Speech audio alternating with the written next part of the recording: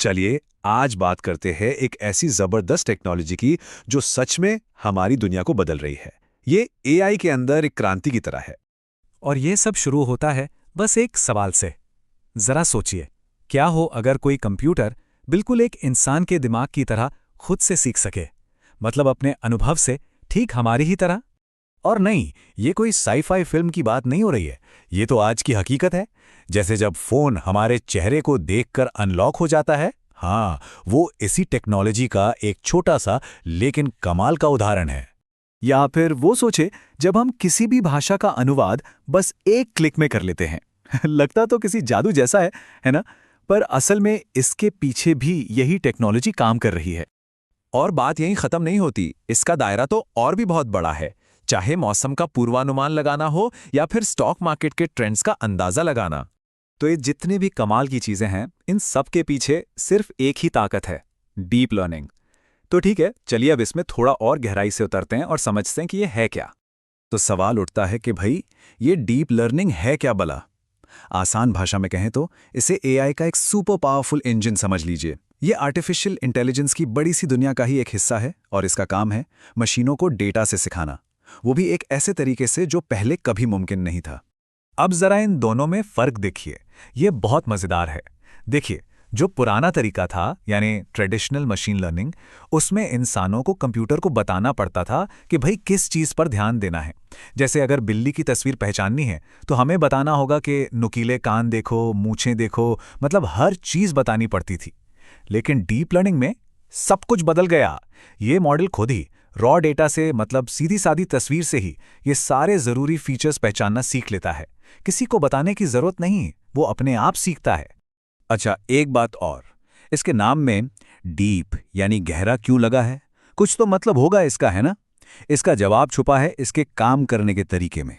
देखिए, deep learning की जो नींव है वो है आर्टिफिशियल न्यूरल नेटवर्क। जैसा कि नाम से ही जाहिर है, ये हमारे इंसानी दिमाग के न्यूरॉन्स के जाल की नकल करने की एक कोशिश है।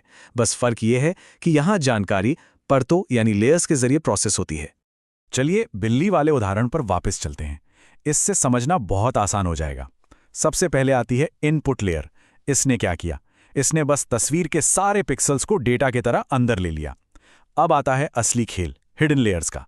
पहली लेयर शायद बस लाइनों और कोनों को पहचानेगी, फिर अगली लेयर उन लाइनों को जोड़कर आंख या कान जैसा कुछ बना देगी, और फिर उसके बाद वाली लेयर इन सब आकारों को जोड़कर पहचान लेगी कि अरे, ये तो बिल्ली का चेहरा लग रहा है।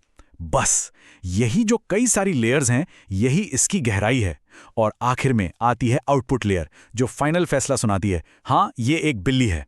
तो थ्योरी तो समझ आ गई, पर असल दुनिया में इसका असर कहाँ-कहाँ दिख रहा है? चलिए फटाफट देखते हैं। हेल्थ केयर में तो ये कमाल कर रहा है। डीप लर्निंग सिस्टम्स डॉक्टरों की मदद कर रहे हैं एक्सरे और एमआरआई स्कैन को समझने में। और पता है सबसे बड़ी बात क्या है? ये अक्सर ऐसे बारीक पैटर्न भी पकड़ लेते हैं जो शायद इंसानी आंखों से भी चूक जाएं। जैसे कि आंखों के स्कैन से डायबिटिक रेटिनोपैथी जैसी बीमारियों का पता लगाना। इससे लोगों को अंधेपन से बचाया जा रहा है। ये एक क्रांति से कम नहीं है। और बात करें पैसों की दुनिया की, यानी फाइनेंस की, तो वहां भी ये सिस्टम को ज्यादा स्मार्ट और सुरक्षित बना रहा है।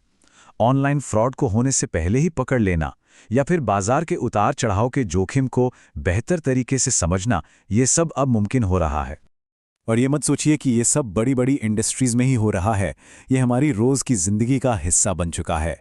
जब कोई शॉपिंग वेबसाइट हमें हमारी पसंद की चीज़ें सुझाती है, या जब हम एलेक्सा या गूगल असिस्टेंट से बात करते हैं, हाँ, इन सब के पीछे यही डीप लर्निंग का दिमाग काम कर रहा है। अब देखिए, कोई भी टेक्नोलॉजी जो इतनी पावरफुल हो, उसके सिर्फ फायदे तो नहीं हो सकते, कुछ चुनौतियां भी होती हैं। तो चलिए एक नज़र इसके दोनों पहलुओं पर डालते हैं। सबसे पहले फायदे, इसकी जो एक्यूरेसी है, मतलब सटीकता, वो गजब की है। ये तस्वीरों, आवाज़, टेक्स्ट जैसे मुश्किल डेटा को बहुत अच्छी तरह समझ सकता है।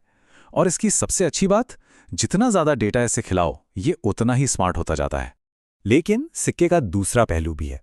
इसकी कुछ बड़ी चुनौतियां भी हैं। पहली तो ये कि इसे सिखाने के लिए बहुत सारा डेटा चाहिए।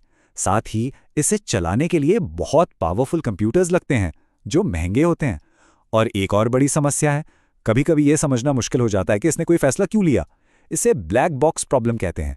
मतलब जवाब तो सही मिलता है, पर वो जवाब आया कैसे, ये पता नहीं चलता। तो अब आगे क्या होने वाला है? एक बात तो साफ है, ये टेक्नोलॉजी रुकने वाली नहीं है। और ये बात डीप लर्निंग की अहमियत को बिल्कुल सही तरीके से बयां करती है।